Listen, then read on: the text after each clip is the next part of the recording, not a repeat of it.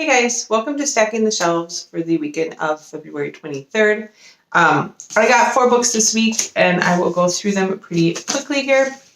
The first one I got is an audiobook that I bought through audible.com, and that is A Study in Scarlet Women by Sherry Thomas. This is the first book in the Lady Sherlock series, and I've been wanting to read this a long time because it sounds something that'd be right up my alley, historical fantasy, Victorian mystery kind of thing. It sounded really good. And Sherry Thomas also wrote the Elementals young adult fantasy series that I really liked. So very excited to read this and see if I enjoy it. And I actually will be starting to listen to that on audiobook probably next week. Then I bought 2 for Kindle. The first one I bought for Kindle is The Shadow Weave by Annette Marie. This is the second book in the Spellweaver series. This is a prequel series, the Steel and Stone series, which I absolutely love. I really enjoyed the first book in the series, and I'm very excited to read the second book. And I always love the covers for these as well. They're always very well done. And that's a young adult urban fantasy series.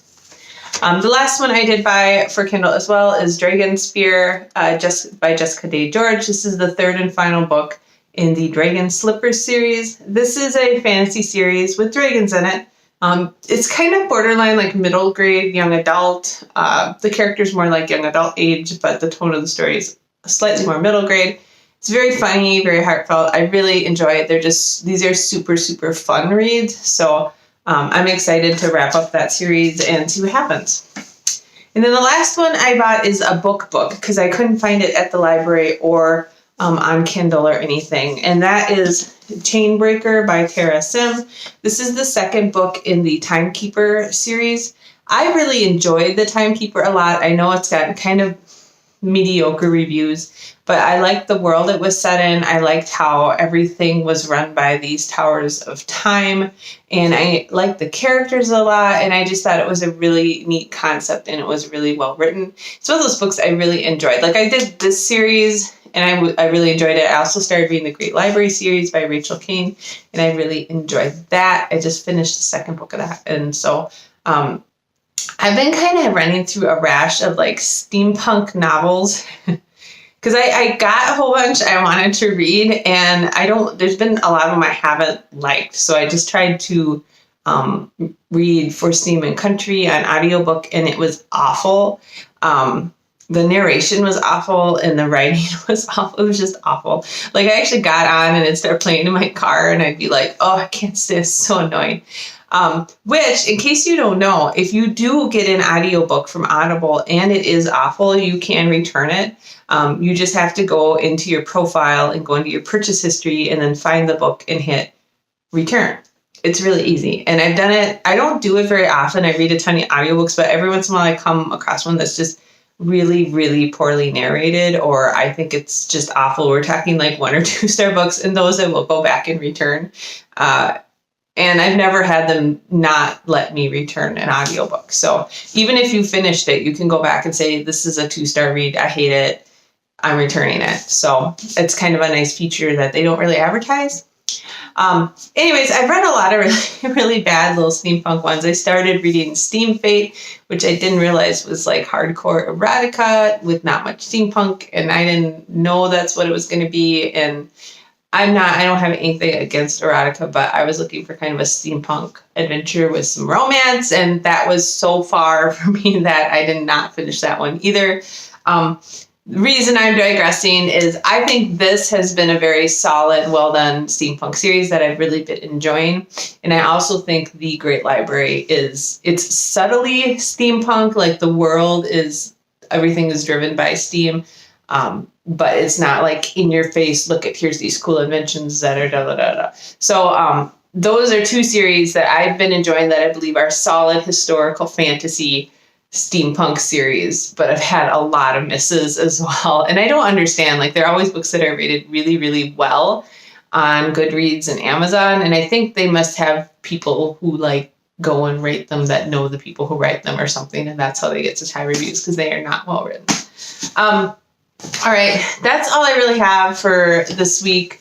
If you live everybody is having a bad winter in the United States. I know it's been very severe. We have been having one blizzard after another here in Minnesota. We had a really big snowstorm on Tuesday. We got, I don't know, it was like another 8 inches of snow. We have so much snow. It's seriously like there are snow piles that are up over my head around our neighborhood. It's bad. And the level of snow is probably 3 feet now, kind of everywhere. And it gets to the point where you have trouble managing snow, right? Like at my work at 3M, they actually have melt trucks that come out and they bulldoze the snow into the back of these melt trucks and melt it and drain it into sewage, because there's literally no place for people to park at work because of all the room the snow takes up. So they do a lot of snow like melting here to try to manage the snow when it gets this bad, which probably sounds really bizarre to people who don't live in a place where you get a lot of snow. But sadly, we're in the middle of a winter storm again. It snowed some last night, and it is going to snow. This is Saturday morning. I'm doing this. It's going to snow today. We're in a little bit of a break. It snowed some this morning. We have a little bit of a break, and then it's supposed to start up again early afternoon and snow until Sunday night. So it really makes things difficult all around. I have a long drive to work, which I mentioned before. In addition, my parents recently moved like 35 minutes out from where we are. They used to be really close, and they're out of town. My mom's dad is having some health issues, so they've been down in Florida for the last few weeks, and we've been trying to get out once a week and like check on their cats and their house and stuff, but it's been really tough. Like normally it's like whatever, it's 35 minutes out, we do it, we come back, it's like hour and a half, but like last time we did it was like over an hour out, and then it's a mess, and we get there, do stuff, and it's over an hour back, and it's taking like half a day, and it'll get better. We just keep telling ourselves this, but we are now, the snowest February on record. Hands down, they've never had this much snow in a month for us. So, and this weekend is supposed to get super cold. So we are supposed to be in blizzard conditions, which is again defined by wind speed, temperature, and snow amount. So lots of fun. So I hope people are having a better winter than we are. We are taking off for spring break in like a week and a half, which I'm super excited about. But I was looking at, so we're going to be in the Las Vegas area and hit like Zion National Park and Death Valley and Grand Canyon and kind of do a whole bunch of hiking.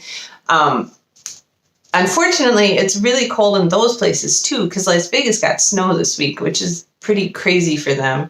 And so the highs in these places are only going to be like Las Vegas, which we were expecting to be somewhat warm. We'll probably have a high in the upper 50s, maybe low 60s if we're lucky, getting down into the 40s at night, which is chilly. Like we're not going to be wearing shorts.